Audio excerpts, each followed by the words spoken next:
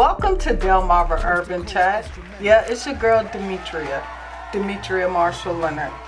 And I just want to say thank everybody for viewing our previous 2 episodes. If you notice, some of it was like a little bit messed up.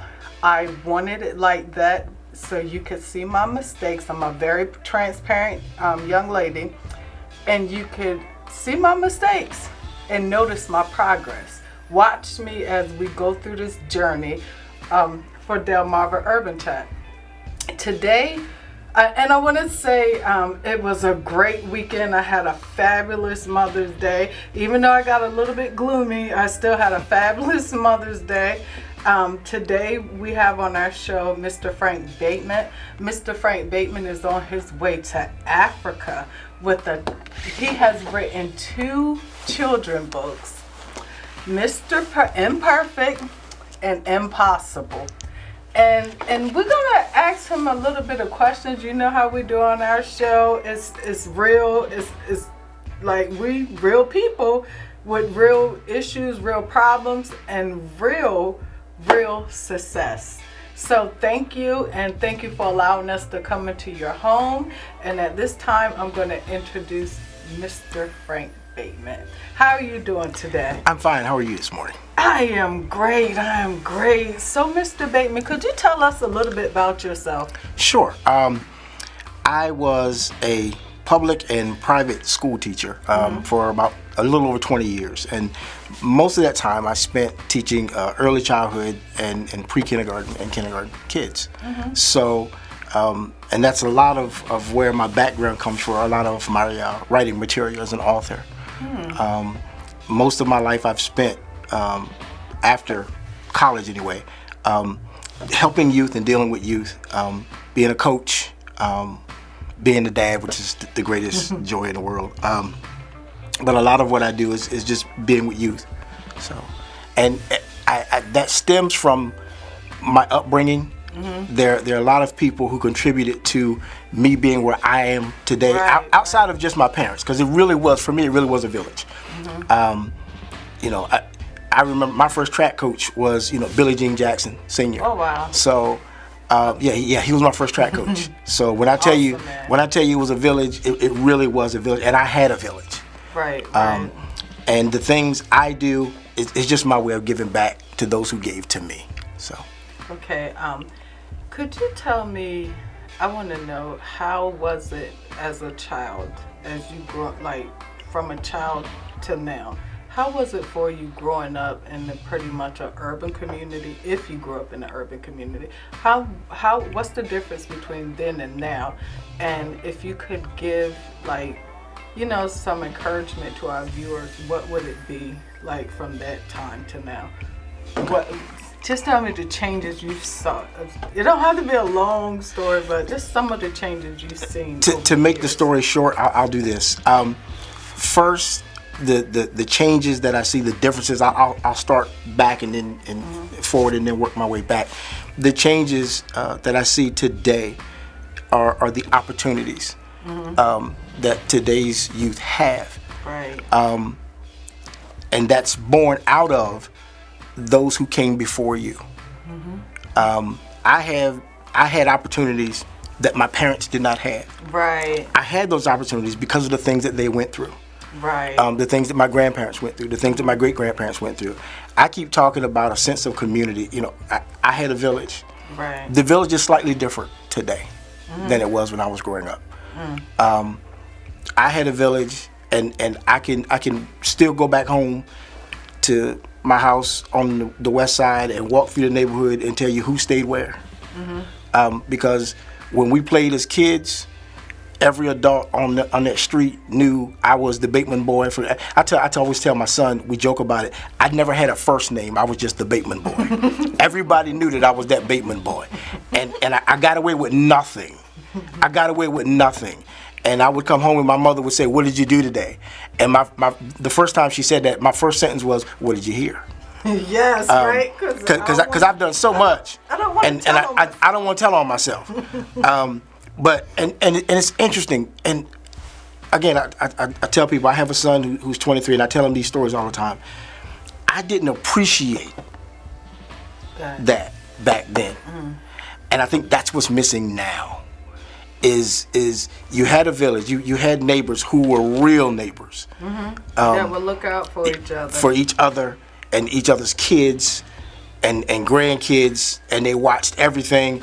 My mother could leave and go to D.C. to visit an aunt and leave us with little supervision, but the neighbors watched everything we did and could give accountability. Right. There was accountability. And it was, you had accountability inside your household, you had accountability in your neighborhood. Yes. In your neighborhood, you were accountable. So I think some of that is missing today. And that's a shame. But you still have, I listened to my nephew, who's in his mid-30s, and he has a friend, and they were talking about job opportunities. And they have the luxury of turning down a six-figure job and going somewhere else for a six-figure job. I'm not upset with them. I'm excited. Yes. I'm excited for them. That's a great thing. That's what should happen. We're making progress. That's what should happen. We have come a long way, and we're still moving forward. So that's a good thing. Speaking about the West Side, that's my stomping grounds. And like I grew up on the West Side too as well, and I just remember if you did something, I felt like everybody in the neighborhood had a chance to lash you or something like that. I wasn't gonna mention that if you didn't, but yeah, no, they could. Everybody got they you. could. They be like, look, I'm gonna tell your mama, and they probably been tapping you on the way to your mama. The worst trouble I ever got into was my best friend's mom. Till this day, we don't know what it was, but whatever it was she asked me to do, my response somehow became disrespectful. It was a no, but it must have been the way I said no. You were smelling yourself. When she called my mother's response was, beat him and I'm on my way. And my mother didn't have a car, so she had to walk down the street with a belt in her hand to get me. And every step she became angrier. Angrier. And my friend's mother would not hit me. She loved me so much, she just would not hit me. Aww. I wish she had. She doesn't know. She might have saved me. She might have saved me. And see, I tell a story, and I love my parents. God rest their souls. I love my parents. And I thank them for every lick they ever gave me. And here's why. In our house, Jeopardy, I tell my son, Jeopardy was not attached. He said, Daddy, what does that mean? I said, if Mama beat you, then Daddy beat you when he got home. And my daddy called them just because whippings. Just because you did it. Just because Mama had to, you're going to get it. Yeah. You're going to get it. That is just brain bags. Not advocating beating children. I'm just telling you what worked for me. That's all. The route of correction was in our era, and now we cannot take that approach with the kids in this generation. And I do understand that. So I understand we are the people we are because of the route of correction. So, but to each their own. So please tell me. So you did mention that you were a kindergarten teacher. What inspired you to become a kindergarten teacher? I tell you the truth. I was working for a Fortune 500 company, and I remember my father telling me, see, there goes that wisdom. I was in college, and I needed another 300 or 400 level course, and my dad said, you should take something in education. Why? He said, in case you decide you want to teach, why on earth would anybody in their right mind decide that they wanted to teach? But I took it, and I absolutely fell in love with the course. Wow. And I learned so much about myself being in the education course and how, in my upbringing. And I remember sharing it with my father. He just kept smiling. He never said anything. He just kept smiling and nodding his head. And I'm working for this Fortune 500 company, and I realized I enjoy the financial benefits of being here, right? But I'm more than this, and I gotta find what that is. I don't know what it is, but this is not it. And I started being a substitute teacher right here in Wycomico County. And I was called regularly. And from that, I became an assistant and then a teacher here in the county. That's where I got my start. Wow. That's where I got my start. So did you know Mr. Samuel Everett? I did. Yes. I did. He was so cool. I I remember like when I was a child and my household could go, it was like crazy sometime, and I didn't want to go home. And he would literally let me wash the boards. Wow. And would have snacks and stuff for us too. So that was my thing, to stay after school, because I didn't want to go home to the rhetoric. I understand. And he was really good. So please tell me, and we're going to get to this part. I really want to know more about imperfect. I want to know more about impossible, and I really, really, really, really, really, really want to know about your trip to the motherland. All right. Yes. So let me do them in order. So impossible came first, and I should tell you and tell the viewers that I've always had in me the desire to write a children's book. And I used to tell people, I was like, I'm going to write a children's book. I'm going to write a children's book. They're like, yeah, okay, sure you are. Yeah, sure you are. Well, guess what? COVID hit. And I was home with nothing to do. I don't sit, in case you haven't recognized it, I don't sit still well. I started writing a book. And then I wrote a book. I actually wrote Imperfect first, but I published Impossible first. Wow. And I'm talking to a publisher. And this is the truth about Impossible. I had Imperfect written. I'm talking to a publisher. I'm not sure if I'm being scammed. So I'm talking. It wasn't a lot of money to get it published. I'm like, so are they just trying to take my money, or what's going on here? So I'm not going to give you my baby. While I'm on the phone, I sat down, and as he's talking to me on the phone, I wrote Impossible. And I said, hey, I'm going to send it to you tomorrow. He said, okay. I sent it. He read it. We put some pictures on it, and we published it, and it became Impossible. And people started buying it, and I was like, that wasn't even the baby. That's the baby. That wasn't even the baby. That's the baby. So I got excited. I got real excited. And as I'm talking to him, Impossible was about, the storyline is about kids being able to do things that other people don't think they can do. Right. That's the story of our lives. People didn't believe I could write a book. But they said it's impossible. Yes. I made it possible. Give me some. I made it possible. I made it possible. And then 2 years later, I had Imperfect published. Wow. And Imperfect is about that outside the box thinker. I'm not perfect. I'm imperfect. I'm imperfect. But I'm me. I'm me. That's how I saw the kids that I taught. And that's where this mindset comes from. I tell people, I was teaching kindergarten, and it was a 5-teacher team, and I'm the only male, obviously, because there's not a lot of males in elementary school. I'm the only male on the team. Every morning I'm doing little girl's hair.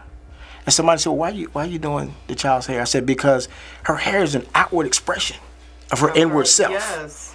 I said, if I fix this, I'm fixing this. She'll feel better. And one of the girls, her mother does hair for a living. So when we had that parent conference, I said, listen, I really need you to do that baby's hair. She said, but you do it so much better than I do. And she probably give her mom a hard time. She does. She does. Nope, she does. And that's what we understood. And I just, for that year, I just kept doing the child's hair. That is so awesome. So how did you get to, how did your trip of Africa come about? I joined an authors group, and we were having regular meetings, and they were talking. And the head of the group is actually an author and a publisher. And she had visited Africa last year, and she's telling the story about how she goes over, and she's in South Africa, and the kids don't have books, but they have paper. And this child is crying, and she's like, well, baby, what's wrong? And the child says, I lost my papers. So it's the equivalent of the child doesn't have a book to read now because he's lost his paper. Aww. Yeah, and that's what she said. She said, that's horrible. And then the person who was leading explained to her that, the papers are their books. They don't have books. They just have papers. Just Xerox copies is all they have. When you lose the Xerox copy, you no longer have anything to read, anything to do homework with. You don't have anything. So whether it's raining or whatever the weather is, you've got to hang on to those little papers because that's your everything. So from that, she comes back and she sits down and she thinks out how to do a mission project, a literacy mission project. And she said, if I could just get about 3,500 books and get a few people to go with me, I think this is going to be great. We'll set up lending libraries. And she's talking about that. And the funny part is, and this is kind of funny, she has a deadline. And I'm talking to people about it. Some people saying, yes, I should do it. Some people say, I don't know. I'm doing that so long that I missed the deadline. And I was a little sad. But I got back on the call 2 weeks later, and we're talking. And while we're on the call, she says, I had somebody drop out. Look at God. And I said, well, listen, I don't know, because we talked about the finances and everything. I said, I don't know about how I'm going to make that work financially. I'll worry about that later, but I want to go. And she said, I'll tell you the truth. After the first meeting, I wanted you to go. But I wanted it to be your idea and not mine. It's a group, the entire group is a group of authors. Oh, wow. Yeah, we're all a group of authors. Some Africa. of us are children's authors, but we're all going to Africa to set up lending libraries. That is so dope. Well, and from that, and the group is a Morrow publishing group. From that, she's been asked to do more mission projects. And she said, I can't do anything else this year. She said, but maybe next year. She said, Frank, I tell you, I didn't see this. She said, I thought, we'd get 3,500 books and we'd send them over and we'd go over and spend some time with the kids and read to the kids and that kind of thing. I said, yeah, I'm in. She said, well, we've collected over 10,000 books. We've collected over 10,000 books. I said, well, look at God. That is so daggone We just got to awesome. believe. Just got to believe. We've just got to believe. You got, if they wanted to, more information about your book, where could they find this information? F.DarnellBateman.com. F.DarnellBateman.com. Yes. And I know you got a fundraiser going on. Could Yes. you please tell us about that? Because I think it's so freaking cool. And y'all, please listen to this. Please listen And to I'll it. post the information for the fundraiser on the F.DarnellBateman.com website. There are a couple of fundraisers. And the fundraisers are about trying to get these 10,000 plus books to Africa. That's what the fundraisers are for. One of them is a T-shirt fundraiser.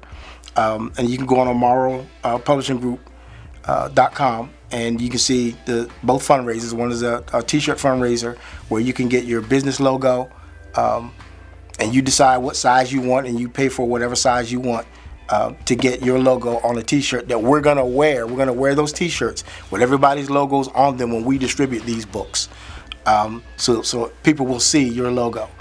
The other one is what's called a calendar fundraiser, where you choose a date on the calendar. If you choose the 4th, you donate $4. If you choose the 8th, you donate $8. But I will tell you, when you go on Morrow Publishing Group.com, we'll take $1. And we're okay with that. We'll take as little as $1. We're okay with that because every little bit helps. And again, our vision was small. God's vision is much greater than ours. And this thing has grown exponentially. And it's okay that it's growing exponentially. We're not down about it. We're excited about it and where it's going. So now, I thank you for that information, and I think it's so daggone awesome, and that you are writing books and going to Africa, to the motherland. I'm kind of jealous because I want to go to the motherland too. So we got a couple of more questions, but I want you to play this game with me. And I know you're a man of the cloth, so I'm gonna start it off. It's called In the Mix. Yeah, in the mix. Okay. In the mix is I start off a song, and I'm gonna be singing church songs, so you can pick up.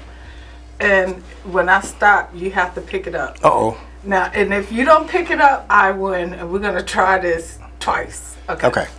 All right. By the way, I don't sing, so we'll see what happens. I don't sing neither. That's okay. I sound like cans rattling. No, that's things. okay. We'll see what happens. This is the day. This is the day that the Lord has made. That the Lord has made. I I will rejoice. I will rejoice. And be glad in it. And be glad in it. Oh, this is the day that the Lord has made.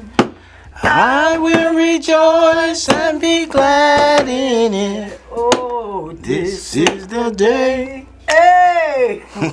I like that one. Let me That was see. good. Let That me was see good. if we can do another one. Let That me was see. good. Wait, You picked one I knew. Okay. Okay. Victory is mine. Victory is mine. Victory today is mine. I told Satan, get thee behind. Victory today is mine. I told y'all we got something She going picked two I on. knew, y'all. She picked two I knew. That's all right. I ain't mad about it. But listen to this, right? You did that thing. So this is our last question. Okay. Delmarva has the most fantastic places to eat. You got Delaware, Maryland, and Virginia. If you could pick 3 of your top choices, like for Delaware, give me a choice spot that is your go-to spot to eat. Maryland or Virginia, please tell me so I can know these things. What is your go-to spot? I mean, I like to eat, and I be like trying to. I'm always trying to, like, ain't nothing wrong with eating, y'all. I need to eat. Go ahead. So you just want me to pick one spot? You could pick 3. Enlighten us. I will say, now see, because I work in Georgetown, I'm biased. I work in Georgetown, Delaware. There's a gas station in Georgetown on the corner of Route 9 called Country Inn. It is the best everything. Oh, it's the best. I had a cheesesteak. I just want y'all to know, I've never seen this much meat in a cheesesteak sub before. Wow. I could take that meat out and make a second sub. It was just awesome. But not to be outdone, right here in Salisbury, we have Dayton's. And don't nobody make greens like Dayton's makes greens. Y'all know what I'm talking. If you know Dayton's, you already know what I'm talking about. Oh! You already know. You'll go just for the greens. That ain't all they got, but you'll go just for the greens. Ooh. Light greens, y'all. Light greens. So, next time y'all go, you go. Like, you know my husband. I got you. So you don't have to call his phone. Yeah, like, I got you. Just look out for me, because I got like you. that cornbread. You gonna eat your cornbread? Yeah. Woo! So, Mr. Bateman, it has been a pleasure to have you on our show. I look forward to seeing other things that you're going to be doing. I look forward to seeing you like a lot of more books. I look forward to seeing you in the community, and I look forward to seeing those pictures from Africa. Yes, I'm looking I forward look forward to seeing that, and if you could look into the camera and let them know how to get in contact with you concerning Impossible and my bag, Imperfect and Impossible. I was looking at that, but had this in my hand. But you can tell them. Sure. F.DarnellBateman.com. F.DarnellBateman.com. By the way, these are the first 2 books. Book 3 comes out this summer. Yeah, and please go buy these for your babies. Yes, could they be found online too? Yes. Like you got them in ebook. Yes. Okay. I have them in ebook also, and I'll also come and read to small groups also. So, and F. Darnell Bateman, you can let me know on there, and I'll get in touch with you, and I'll come read to groups. So when are you planning on having your book signing? I had one for Impossible. I'm trying to set up one for Imperfect, but I want to finish getting book 3 going and published. Okay. So you look for Mr. Bateman in the community. You look for him to be doing things and coming out with some more children books to enlighten our next generation. And you look for me to be in your living room